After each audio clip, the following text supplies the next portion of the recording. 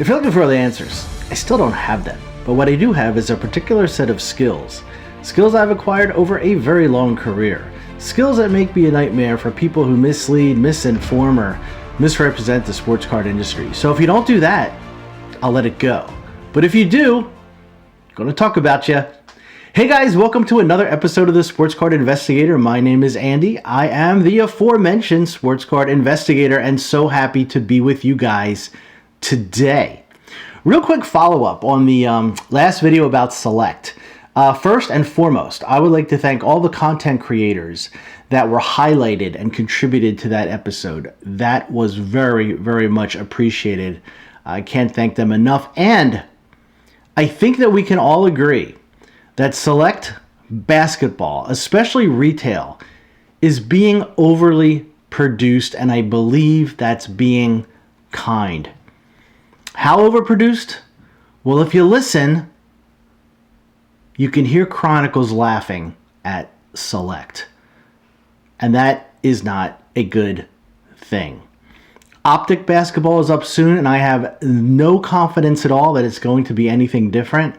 Although you are going to hear from select people, see what I did there?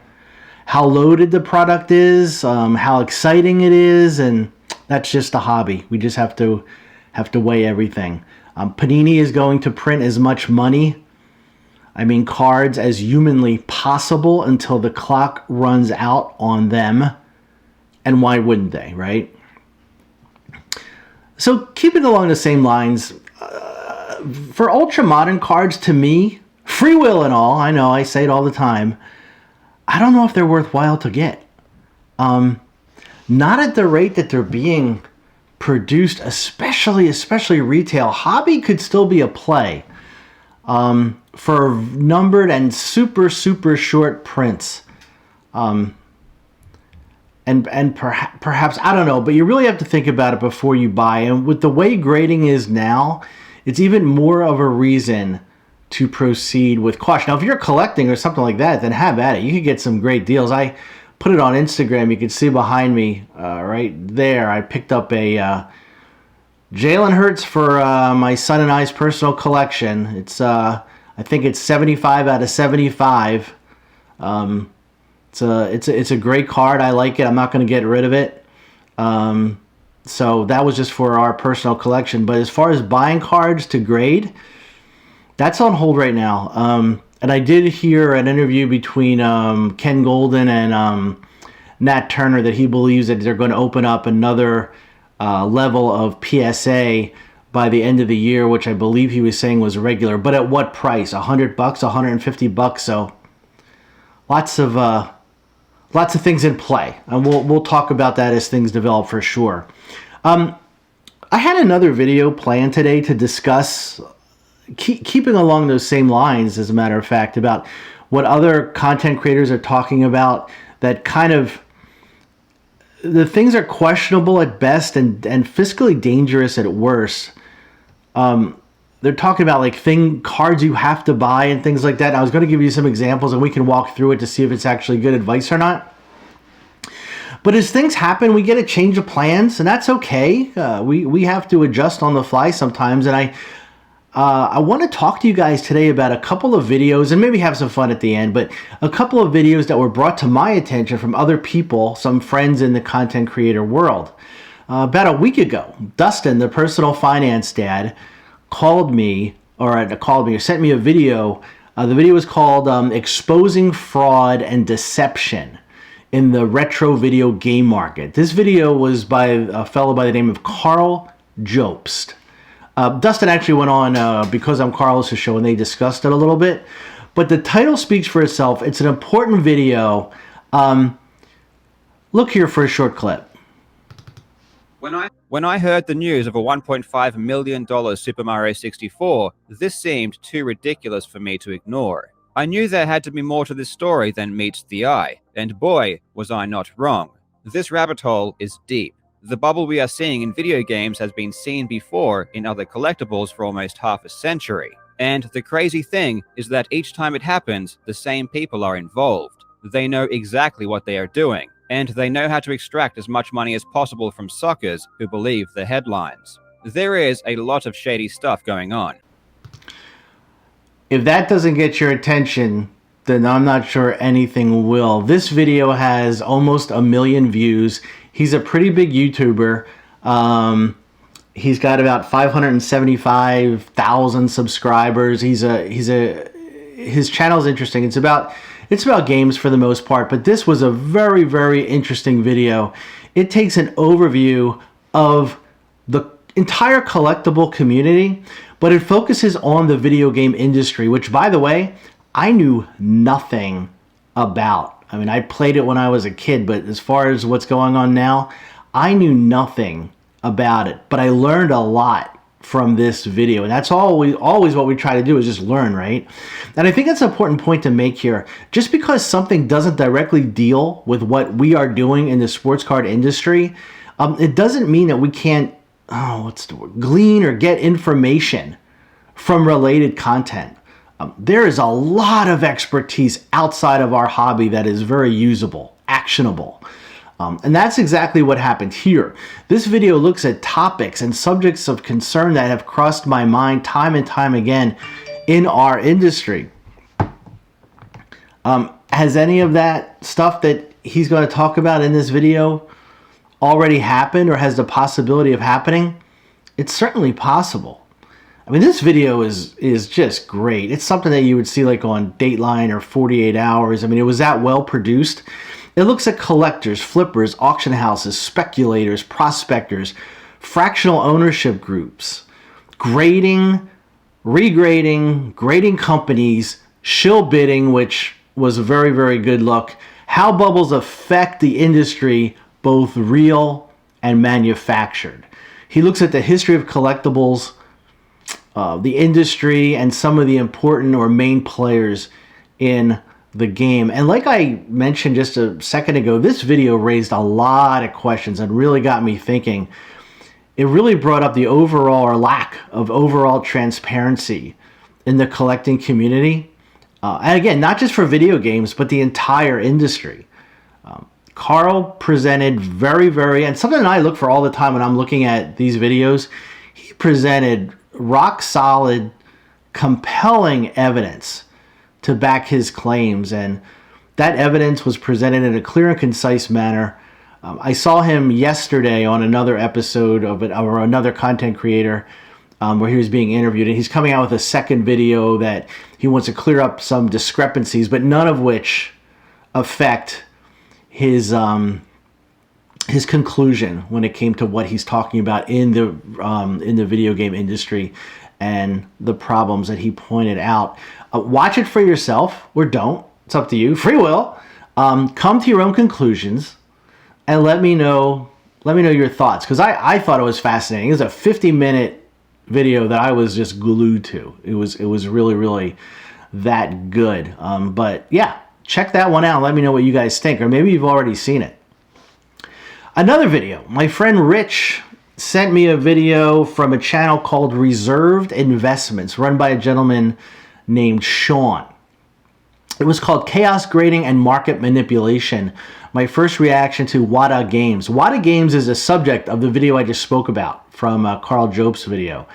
Again, a really, really good video, kind of a reaction, but he really gets into the weeds on this. He is a collectible guy for years and years and years. He's an expert in the community. He writes articles. He's just so good. And if you go into Reserved Investments and look at his videos, you'll see just a treasure trove of information. He did one on shill bidding, which was eye-opening to me, because I guess it was the UCC code says that shill bidding may not be illegal in some cases. He goes into that. I won't ruin that one, but go look at that one. But here's a short video clip that really got me thinking even more about things in our hobby. Take a look. If you learn rare coins and you learn what went on in that market, and you later go into collecting comic books or toys or video games or collectible trading cards, and you see some of the same things that were taking place in the coin collecting marketplace in the 1980s, guess what? It all ends the same, guys. It's all about making money for a select group of people at your expense. Yeah, it was a reminder and eye-opening because I'm an old guy. I lived through that coin bubble in the 80s. I also lived through other fads. Not saying that our hobby is fads. Card collecting will always be there, but I went through the Beanie Baby stuff and the Cabbage Patch and the coins, which was something that he's talking about. But just an important thing to think about going forward is just be careful as we go along the way. After watching this clip, it kind of reminded me of a quote by George Santa Anna, and it's a very famous quote. It went something like, those who cannot remember the past are condemned to repeat it. I don't want to go down that road again. So anything that we do, especially in our hobby, we should really tread carefully. Not saying we're not having fun and we're not going to buy stuff, we're not going to sell stuff. That's not the point. The point is just think before we jump into some of these things, because the whole industry is something that we have to be careful going forward. That's really it. I mean, and so I guess that begs the question: where are we going, right, in the hobby? Is it back to the future? It's a super volatile time in our hobby, and honestly, I have no idea what the future is going to bring. But as I said before, very uneloquently, we have to tread carefully. When the Fanatics news broke, right? As expected, every content creator had their opinions. That's great. We all like opinions and offer information. And there were some good articles written that the content creators parroted, which is good. They gave their insight on that. My friend Ziggy No sent me an article about how, by 2027, I think, or whatever it was, that the card industry is going to be worth billions and billions and billions of dollars. All great information, but everyone else, if we don't have cold hard facts and we don't hear from the players involved, then it's just guessing and speculation. And again, another reason why we should tread carefully going forward. However, we could be sure of one thing: Fanatics' introduction into the card market is going to be a literal game changer. And they want to be. They have the infrastructure. They have the finances to do it. That much is true. And from what I'm reading, from people who do know, they're going all in. And trading cards is just a piece of that empire. So exciting times, volatile times, you betcha. So you guys heard our hobby described in a variety of ways over the last 2 years. The wild, wild west, grifters coming into town to take everybody's money, those unscrupulous grifters. And it is the wild, wild west in a way, right? There's no rules, there's no regulations, there's no oversight. So you can do what you want to do. A lot of this stuff's not illegal, it's just immoral. But still, it is what it is. I don't think that's a bad analogy. I've used it myself time to time, and it's fine. But I love history, and I was thinking about this, and I think even a better way to describe what our hobby was in the last couple years, maybe still is in a way, is the California Gold Rush. For those of you who don't know, didn't know this was going to turn into a history lesson, but the California Gold Rush began back in January of 1848 when a guy named James Marshall found gold at Sutter's Mill in Coloma, California. And the news brought hundreds of thousands of people, brand spanking new, into California to look and search for their fame and fortune. And unfortunately, most speculators and prospectors, they never struck it rich. Nope. In fact, a lot of them fell victim to the hype and the super competitive market. Gold was an incredibly risky proposition with a very, very slim chance of success, and even a slimmer success of making your fortune. Sounds a little familiar, right? But not everyone lost. Some people cashed in. In fact, the people who made most out of the gold rush, who found their fortune, who made bank, and I mean really made bank, Never put a shovel into the ground or ventured into a mine. Nope. These guys profited big time from the hype surrounding the news of gold and for those who searched for their fortune. And they did so because they knew people would try to get an edge, and they took advantage. But these guys, some of these guys at least, were smart. So to amuse myself, which I do often, it just got me thinking, right? What if there was social media or YouTube back in the day of the California gold rush? Or maybe even some gold influencers. How funny would that be? And this is a rabbit hole that I just could not avoid, so I just jumped in. So maybe some YouTube videos like Gold Rush Live! Tune in tonight with our special guest, Sam Brannan. Sam's going to tell us how he traveled to every hardware store in the area, bought up all the picks and shovels, and is now selling them for 4 times their manufactured retail price. That sounds eerily familiar, right? Because Sam Brannan was an actual guy who made money during the gold rush. He knew what was needed, so he went out and he bought up all the picks, all the shovels, all the mining material, and marked it up where he was making $5,000 a day, which is equivalent to about $150,000 a day in today's money. That guy was making his fortune.